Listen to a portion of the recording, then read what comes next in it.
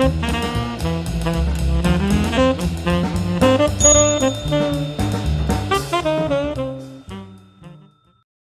everybody, my name's Paul Murphy and I've got a passion for hats. So one of my favourite brands, as no doubt you've sort of twigged by now, is Lock&Co, the long-standing hat maker from the UK. And I managed to pick this one up the other day.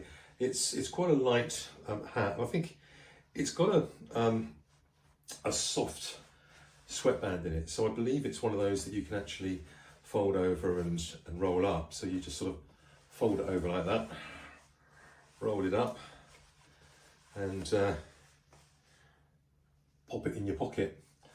So it is a bit misshapen, it is a bit dusty. So I'm going to take it through to the hat room and give it a bit of a going over, and yeah, get it back into some form of shape. It's a 57, so it's a relatively small one for a gentleman. It's got the label inside and everything, so I'm sure it will come up and make a nice hat. So let's take it through and see how we get on. Okay, we're in the hat room now, and I've got this lovely Lock&Co. I think it's called a Traveller, but let's have a look and see if it's got any labels inside. So yeah, it's got a label and it's called the Pluma, P-L-U-M-A, Pluma Cork, I guess is the colour, and the model number is in there. Yeah, and it's a size 57. Now, I like measuring my hats when I get them just to see if there's been any shrinkage. So I think a 67 is around 7 1/4 or something. Let's have a look and see. Now, this one currently is down to 7, so it's shrunk a little bit. So I'm going to put it on the stretcher and see if I can stretch it at all. But in the meantime, let's pop it onto the hat block. It's going to struggle getting on that one. So what we're going to do, we're going to give it some treatment to get the dust and everything off first of all, and then I'll steam it up and I'll stretch it over the hat block, because it's not a particularly big hat block. I might have a slightly smaller one. I'll have a check in a moment. But anyway, let's just go over the whole hat with the sticky tapers. No doubt some of you that have seen more of my videos would have seen that I do this on many occasions. It's just really to get off all the bits and bobs that might have collected over a period of time, and give me a bit of a chance to freshen it up. Here we go, on the outside of the brim here, just a few bits and bobs. Doesn't take long, and it's quite satisfying when you've done it. When you see how a hat comes in and then you see how it comes up through doing this, it's great. So there we go. See all the dirt it's got on there already. So now let's get my stiff brush. We'll give that a brush around the brim, and here we go. That's nice. And on the outside, now I like brushing these on the block because you can get a lot more purchase behind the brush, but in the odd occasion that I can't, then I'm okay to do it like this. I'm just gonna, I can see the dust coming off now. There we go. Yeah, it's coming up. There we go. Okay, so already you can see that it's got some better shape in the hat. Yeah, already there's a bit of shape there. Gonna give it some steam, and that should hopefully give it some ease over the block. But let's try it.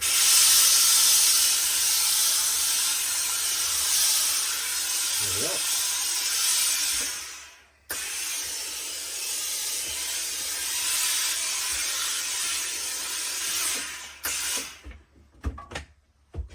So that's a lot of what you do when you're actually making a hat.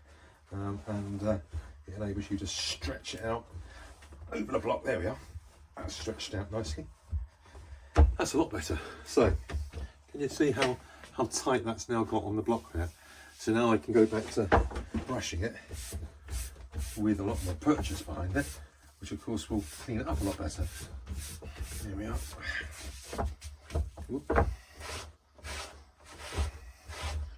Some of you might be wondering why I've got a hole in my deck here, and that's because when I'm actually stretching a hat to actually make a new one, I'm stretching it over these hat blocks, and of course my hat blocks, I get them in quite a high crown, because then I can do the sort of 1930s 1940s style. But of course, to do the newer style hats, which have got a slightly lower crown, more like a 10-11 centimetre as opposed to a 13 centimetre, you need to be able to drop it down, and if you can see, that fits in there. And this is 18mm ply, so effectively I've knocked 18mm off my block. Anyway, I diversify whilst I'm working on this hat, but I thought I'd just explain that quickly. Right, let's get a bit of under here.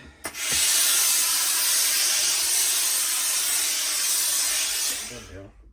And this hat is not a sort of structured hat that you'd normally have a lot of shellac on. And here's my shellac, and I don't know whether you can see, there's a whole load mixing up inside there, and I sort of give this a shake every now and again. It's shellac flakes along with isopropanol, and you just put it in there, run it around like this, and it's pretty smelly, but you put it on with one of these face masks, and within about 10 minutes, I suppose, it's sort of solidified and stiffens up the brim or the actual crown of the hat. Now, the debate I've got here is that the style of this hat is very much a hat that you would fold and put in your pocket. So I'm a little bit concerned about whether I need to put any stiffener on it, but let's see if we can ease it off of the block here now. And I'm just gonna, oops, do it very quickly, just remeasure that and see if I've got any movement in it. Yeah, you see I have. That's gone now up to almost 7 1/8, which is nearer to the 57 that it should be. So, and also there's a bit more shape in the hat. But I think what I'm going to do here is actually put a bit of water on the brim and put it on a brim block. Now, I'm not sure what size brim block, but let's see if this one works at all. This might be a bit big for it actually. Now, yeah, that's a bit big. So let's get out the other smaller one. And the frame.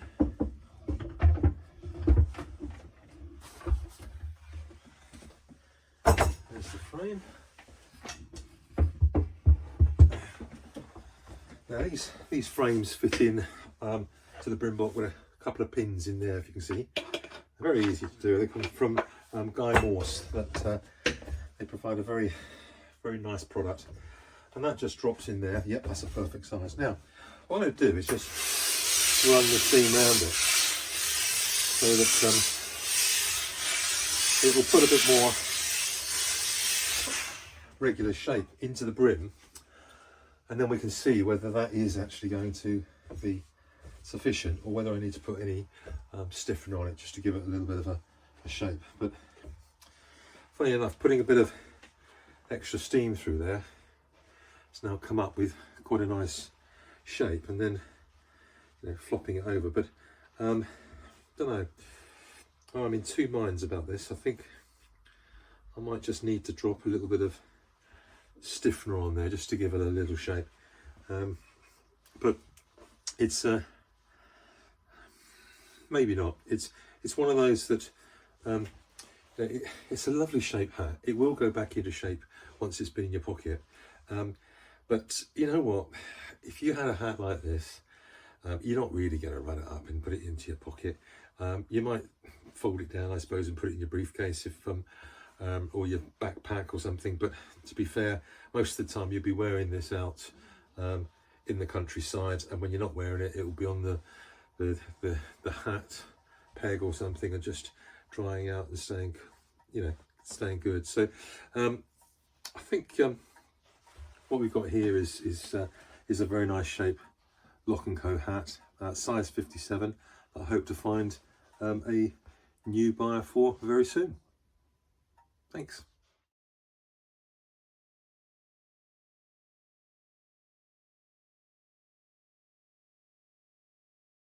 If you've got a passion for hats, keep watching the channel. Thank you very much. Cheers. Bye.